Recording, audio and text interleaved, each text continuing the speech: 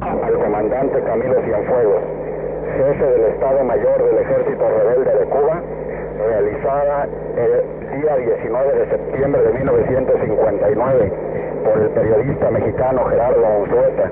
El ruido que escucharán al fondo durante esta transmisión es el de los motores del avión en que viajamos hoy hacia la ciudad de Camagüey. El comandante Camilo Cienfuegos es uno de los jefes principales de la Revolución Cubana, integrante del grupo que desembarcó en las playas de la provincia de Oriente el 2 de diciembre de 1956, del núcleo que dirigió los combates en la Sierra Maestra y de la dirección política y militar que derrotó al ejército y al gobierno dictatorial de Fulgencio Batista. El comandante Cienfuegos es una de las figuras más representativas de la actual vida política revolucionaria cubana. Cienfuegos, ¿cuál fue su o sus ocupaciones anteriores?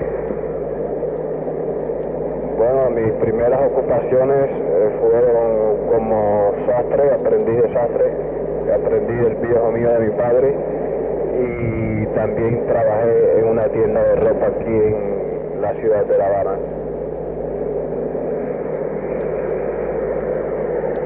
¿Cómo se inició usted en la revolución?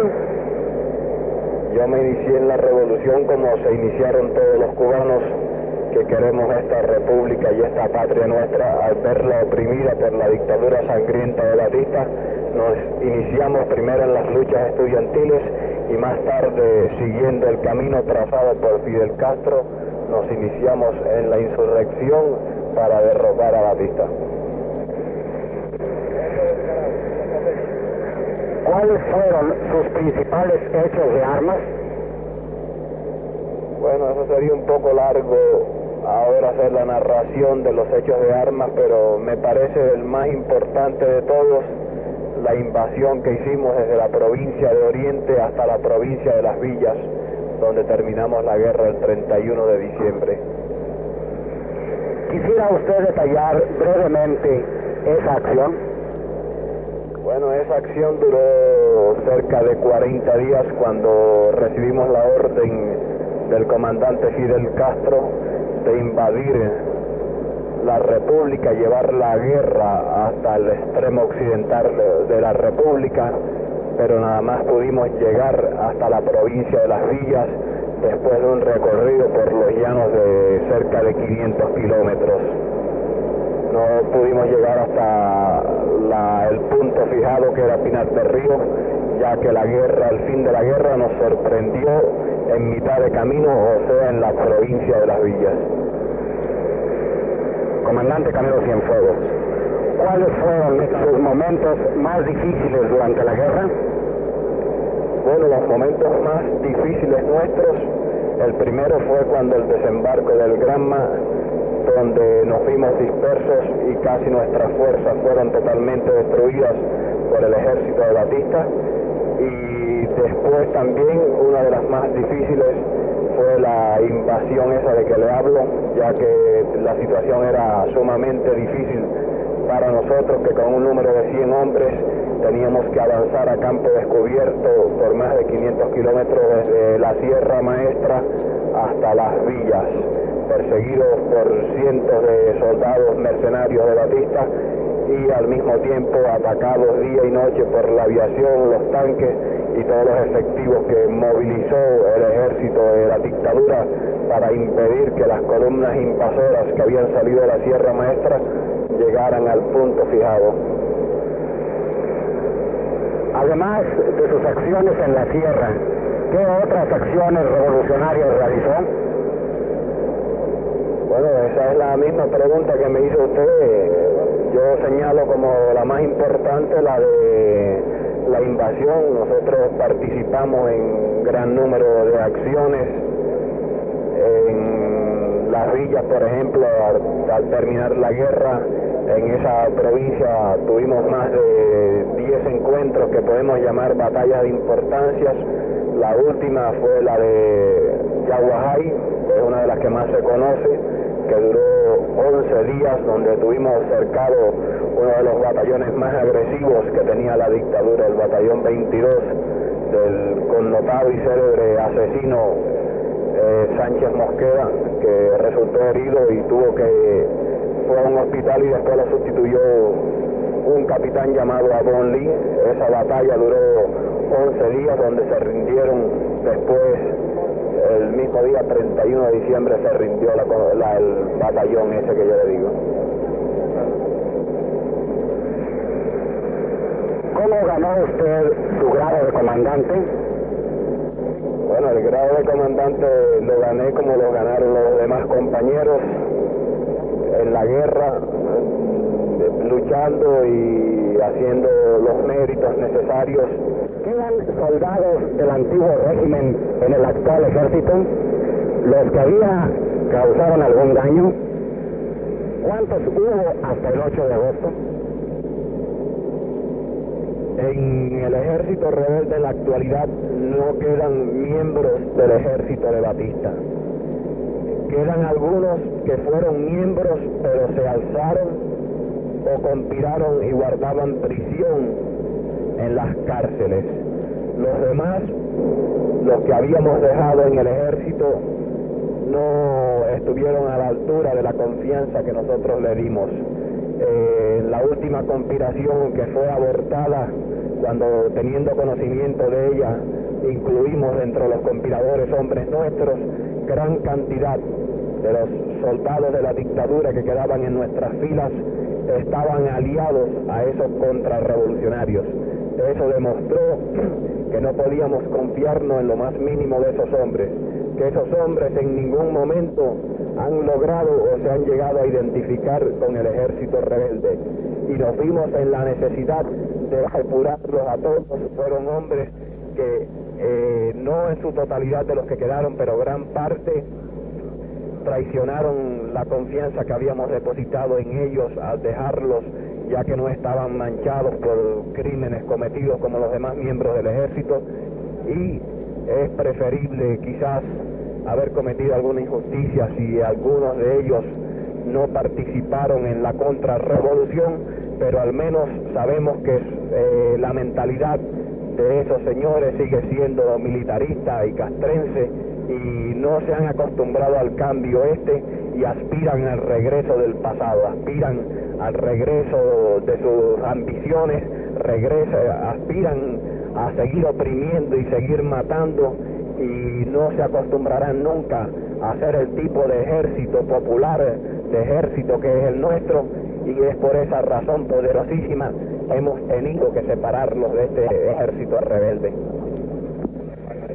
¿Cuáles son las principales dificultades de carácter interno que confronta el ejército rebelde? Las dificultades que confrontamos ahora en el ejército rebelde no son serias ni son graves. Nuestro principal problema consiste primero en que nuestros hombres surgidos de las fuentes más humildes de los trabajadores, de los hombres del campo, ni siquiera en un gran por ciento saben leer y escribir. Estamos alfabetizando aquí quizás casi un 70% de los hombres de nuestro ejército, los estamos colocando en posiciones donde son necesarios cierta preparación, y tenemos la grave dificultad de que los compañeros aún no están totalmente preparados para desarrollar esa labor, y sin embargo estamos muy satisfechos de los resultados que estamos logrando hasta ahora, puesto que hemos visto que si los hombres sin preparación militar supieron ganar la guerra, ahora esos hombres sin preparación alguna también están rindiendo una labor efectiva en la paz. Son hombres desinteresados, son hombres que están dispuestos a trabajar lo mismo 15 que 20 horas diarias, son hombres sin ambiciones mezquinas, que la única ambición es hacer una patria grande, hacer un ejército modelo en América, y hombres que siempre darán los mejores frutos, y ellos están haciendo los mayores esfuerzos por superarse, y sabemos que muy pronto ya estaremos recogiendo los frutos de esos compañeros que están dispuestos al sacrificio.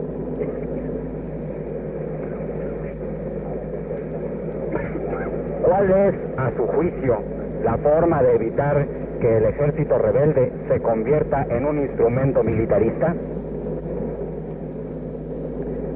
Eso es muy fácil. Nosotros no nos vamos a limitar a los cuarteles. La función del ejército rebelde es muy amplia.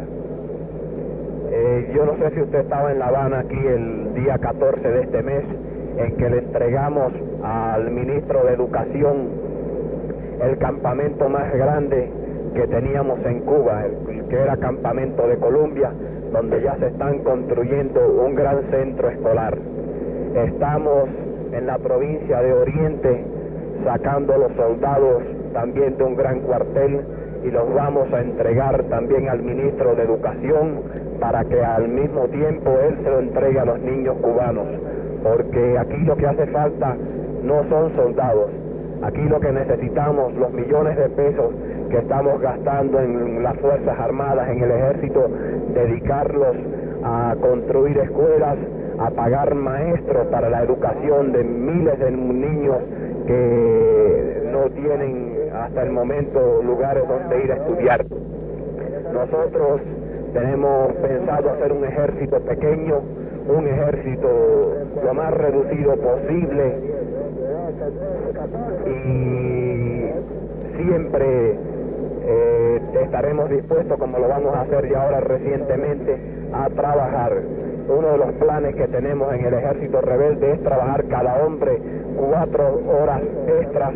Ya se están instalando las plantas de hacer bloques, y en cada lugar donde haya un cuartel, los soldados ayudarán a los campesinos a fabricar sus casas.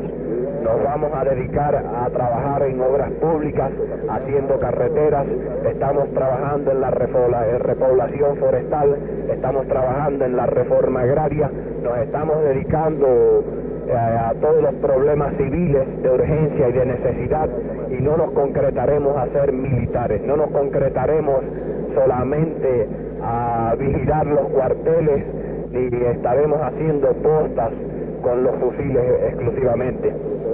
Nuestra función es amplia, nuestro trabajo es grande, y todos los hombres que fuimos a la guerra sabemos que la patria necesita de nosotros, que la patria necesita de nuestros esfuerzos y de nuestros brazos, que si en la guerra supimos cargar los fusiles, hoy estamos dispuestos a tomar los azadones, a tomar los implementos agrícolas y sembrar la tierra para que esta tierra nuestra produzca lo que necesitamos. Estamos dispuestos a, con el mismo uniforme, arar la tierra si fuera preciso, para que Cuba crezca, para que Cuba florezca, para que la reforma agraria sea un hecho positivo, ejemplo de los demás países hermanos, para salir de la miseria esta en que hemos vivido por más de 50 años. El ejército rebelde no será un aparato militar grande. El ejército rebelde no quiere millones de pesos para tanques, ni quiere millones de pesos para aviones. No queremos aviones y no queremos tanques, los indispensables nada más, por si algún día Trujillo de nuevo intenta sacar las garras, o algún dictador, y tengamos que emplear esas armas para defender la soberanía de Cuba. Después que ese peligro pase, estaremos dispuestos a transformar nuestros tanques en tractores y dárselos a la reforma agraria para arar la tierra cubana y sembrar, y para que los miles de campesinos que hoy no tienen tierra, que hoy no tienen casa, que no tienen escuela, vivan decentemente en una república rica como esta, porque aquí se luchó no para beneficio de algunos, aquí se acabó ya el poderoso que explotaba a los humildes. Estamos conscientes de que en esta república los miles y miles y miles de hombres desempleados con hambre que nos dejó la dictadura tienen que terminar. A eso se dirigen los esfuerzos del gobierno revolucionario, a eso se dirigen los esfuerzos del ejército rebelde. Trabajando mucho y sin descanso, situaremos a Cuba en un lugar prominente entre los primeros países del mundo. Estamos llamando a los pueblos de América que nos visiten, a los hermanos latinoamericanos que vengan aquí, comprueben la gran verdad, no se hagan eco de las calumnias y las mentiras de la prensa extranjera pagada por los intereses poderosos que han afectado las medidas revolucionarias necesarias que se han hecho, que comprueben nuestro trabajo. Queremos ser ejemplo de América y queremos ser ejemplo para que los demás países nos visiten, para que los demás países copien lo bueno que tenemos, para confraternizar con los demás hermanos de América, para aprender de ellos sus cosas útiles y para abrazarnos con ellos en la hora hermosa de la libertad social, de la libertad de todos los tipos que hemos alcanzado en Cuba y que aspiramos que sea una hermosa realidad en toda América muy pronto. Algunos datos de carácter personal. Su edad, 27 años.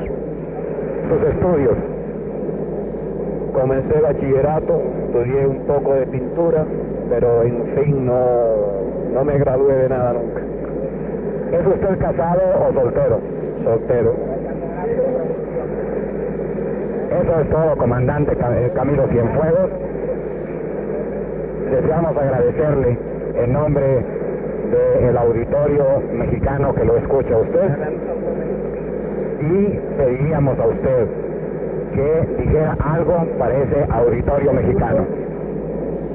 Yo al pueblo mexicano, desde este avión que vuela sobre Cuba, mando un afectuoso y un cariñoso abrazo a todo el pueblo mexicano. En México viví por 2 ocasiones. De México salió el barco Granma que nos trajo a combatir la tiranía, y para el pueblo hermano de México tenemos gratos recuerdos y sabemos que si han existido algunas pequeñas asperezas, algunos malos entendimientos, se borrarán. Nos unen como latinoamericanos que somos lazos indivisibles de amistad y de hermanismo. Cada día esos lazos serán más fuertes, más firmes, porque está llegando la hora de que los latinoamericanos nos hermanemos aún más y marchemos juntos todos al porvenir.